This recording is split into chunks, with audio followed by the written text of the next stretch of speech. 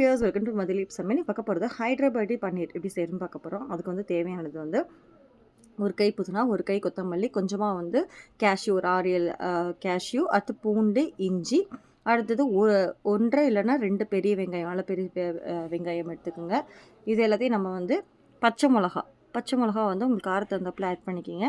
இப்போ இது எல்லாத்தையும் நல்லா எண்ணெயை ஊற்றி நல்லா வந்து வதக்க போகிறோம் நம்ம. நல்லா அதோட பச்சை வாசனைலாம் போகிற வரைக்கும் நல்லா வதக்கிங்க. தேவையான அளவு கொஞ்சம் உப்பு ஆட் பண்ணிக்கிங்க வதங்குறதுக்கு. இப்போ இதை நம்ம ஆற விட்டு நம்ம வந்து கிரைண்ட் பண்ணிக்கலாம். அடுத்து வந்து அதே பேனில் வந்து கொஞ்சமாக ஆயில் ஆட் பண்ணிவிட்டு இந்த பன்னீர் வந்து ஷாலோ ஃப்ரை பண்ணணும். நல்லா கொஞ்சம் ஒரு சைடு நல்லா ரோஸ்ட் ஆகிற வரைக்கும்.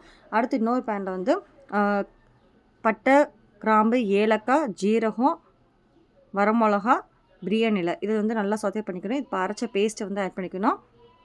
அது ஒரு பச்சை வாசனை போகிற வரைக்கும் நல்லா வந்து வதக்கிக்கலாம். தேவையான கொஞ்சம் உப்பு, இந்த மசாலா தகுந்தாப்பில் உப்பு ஆட் பண்ணிக்கிங்க. கொஞ்சமாக கரம் மசாலா ஆட் பண்ணிக்கிங்க.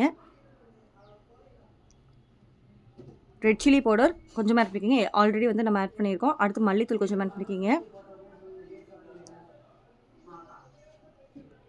கொஞ்சமாக உப்பு ஆட் பண்ணிட்டு கொஞ்சமாக தயிர் வந்து ஆட் பண்ணிங்க. ரொம்ப தயிர் ஆட் பண்ணக்கூடாது. நல்லா வதங்கினதுக்கப்புறம்